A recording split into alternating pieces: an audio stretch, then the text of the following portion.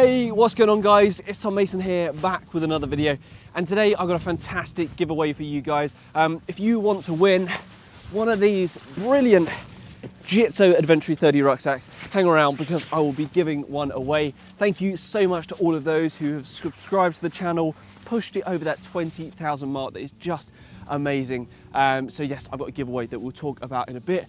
But this afternoon I'm out going to check one of my local camera traps and also wait it out on one of the corners of this field for some local wildlife, hopefully. But it is absolutely freezing, so I've got to get moving.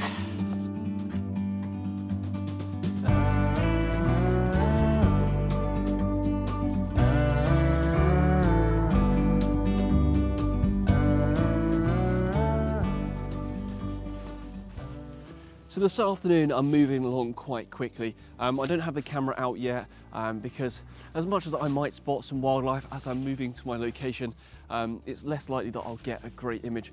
Most of the time when I'm working on any photography projects, I tend to get to my location, bed in and just wait it out for wildlife. There's kind of offhand luck shots that you get as you're moving around.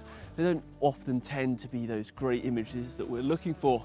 The subject that hopefully I'll bed in for this afternoon is that of brown hares, one of my favourite subjects to work with. This field's really good for them, and they're often up on the top corner, but from here I can't see any of those little brown lumps that are different to the other brown lumps that often give them away. But I'm standing here getting ready to go and see my camera trap before I head up and bed in on location. You'll think to yourself, Tom, you must be freezing cold, and I am pretty chilly. My outer shell that I've got on isn't the warmest, and there's a good reason for that. When you're out doing wildlife photography, especially if you know you're going to be sat down for a long time at a certain spot, before you get there you don't want to get too warm. I've got my big down jacket that I'll pull out when I get up there, but I don't want to put it on yet whilst I'm walking. I'll overheat, I'll sweat, I'll be well too warm, and not only will it be uncomfortable to get there, when I get there and I sit down, all that's going to do is freeze, get cold to my skin, and I'm going to be absolutely freezing for the rest of the day. So it's much better to be a little bit chilly now whilst I'm walking around, sort of my camera trap and moving my way over to my position, rather than be freezing for the rest of the afternoon. So I better get moving.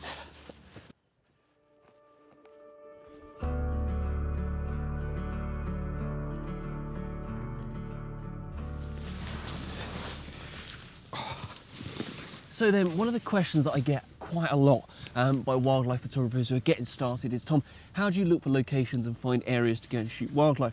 Well, to be honest, it's all about constantly looking and watching the natural world adapting around you. And for me, this badger set, I have been watching for the last like 6-8 months. I've known it's here, even last summer I was looking at it, but it just wasn't used very much. There wasn't a lot of activity, the paths were small, there irregular activity on the set.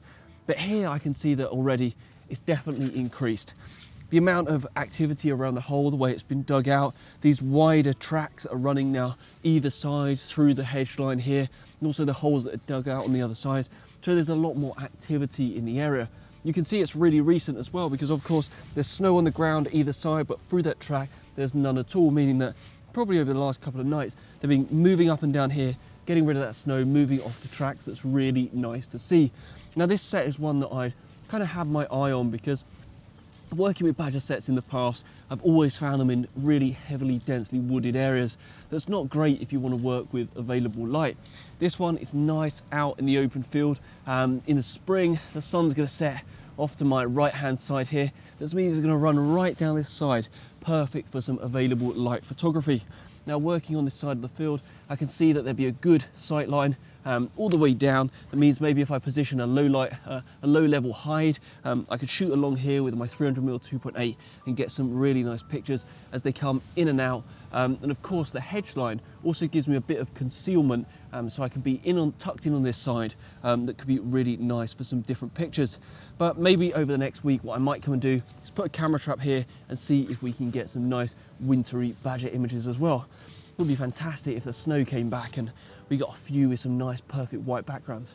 That would be cool. We can dream.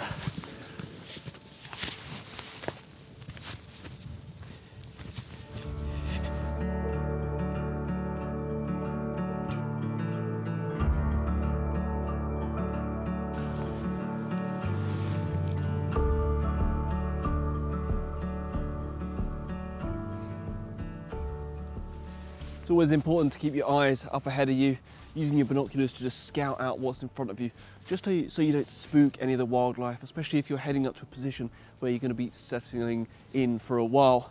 Can't see any hares in this patch of the field. They might be over and through the hedge line. That's where I hope they will be. There's a couple of red kites right off in the distance that are just fantastic to watch. They've been amazing the last few weeks around here, but right, but keep moving so I can get up into position. Right then, I'm finally at my camera trap, but before we get into that and see if we've got any pictures, I thought I'd quickly talk about the competition for today's video, and that is the chance to win one of these brilliant Gitzo Adventury 30 backpacks. Now, I've reviewed this bag on the channel before, so I won't go into too many details. You can check it up there like normal and see about it, but you guys will know I use this all the time, and it is a really great pack for wildlife photography.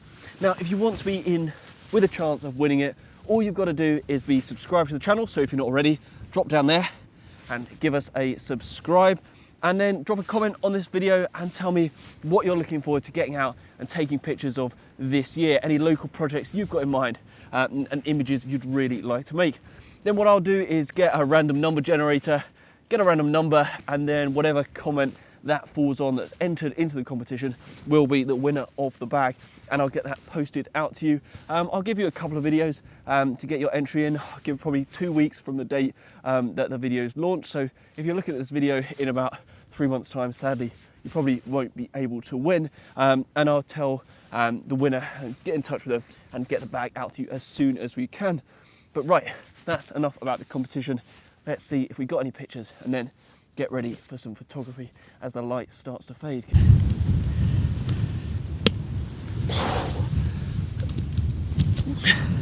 Well, I just checked the camera and there aren't any pictures. Luckily, there aren't any false triggers either. That means everything's working. Flashes are still good, battery life's great. So what I'll do is probably leave that for the next couple of weeks and come back to it and see if we've got any more pictures. But now, as I'm pretty freezing cold and I'm gonna be spending my next kind of couple of hours on this hedge line here, I'm going to get in my other jacket and bed down, and hopefully we might even get some pictures.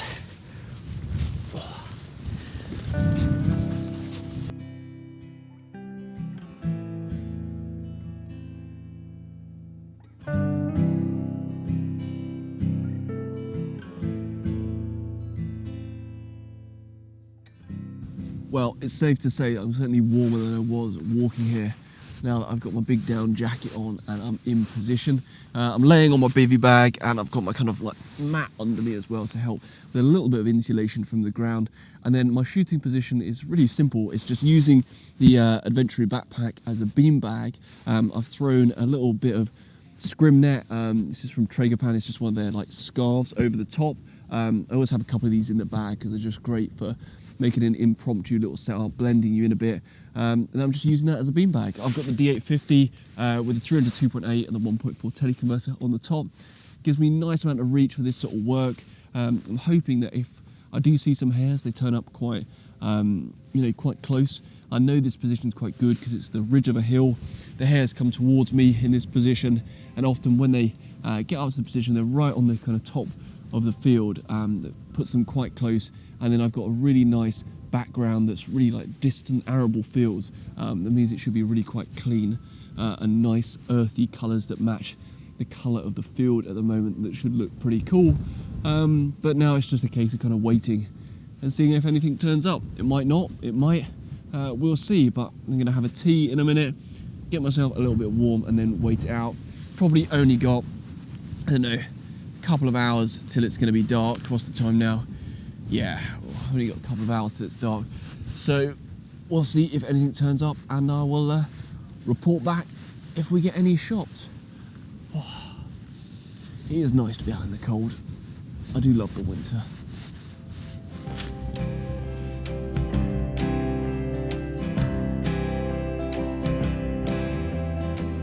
Right, so I've been here about an hour, and I thought I would get at least another 45 minutes of light, but sadly this huge bank of cloud has come across and completely cut that from this evening.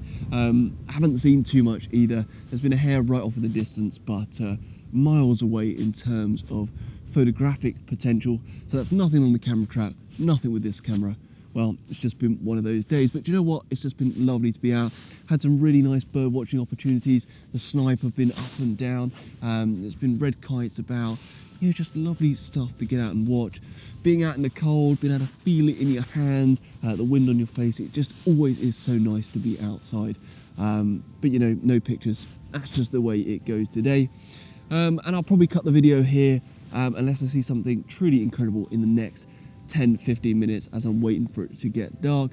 But anyway, for you guys, be sure to enter the competition to win the Adventury 30. Remember, all you got to do is be subscribed to the channel and then drop a comment on this video and tell me what you're looking forward to getting out and shooting in 2021 and what you'd use the bag for. Then I'll just make a random number generator and we'll see who wins, and I'll get this bag to you as soon as we can.